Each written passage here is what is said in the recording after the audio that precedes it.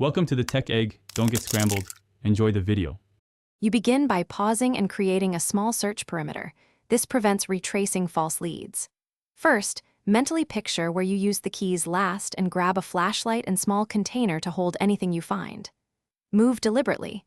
Check nearby pockets, bags, counters, and chair crevices within 10 feet. Once done, sweep horizontally rather than randomly. Scan eye level, then down. Make sure to empty one pocket or bag completely into the container so you don't miss keys tucked in layers. Now you broaden the search with a plan. Divide your space into clear zones and spend 2 to 3 minutes on each so you don't miss anything. Once you finish nearby zones, listen carefully for any jingle while lightly shaking soft items. The subtle sound helps. Use your phone light at a low angle to reveal edges and reflective metal. Make sure to check crevices, under couch cushions, behind appliances, and even inside waste bins. Keys often fall into unexpected hiding places.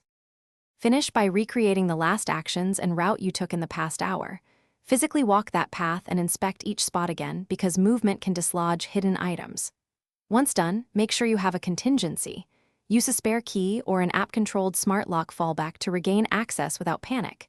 If keys remain missing, call businesses or transit you visited and retrace routes with a helper. This doubles observation.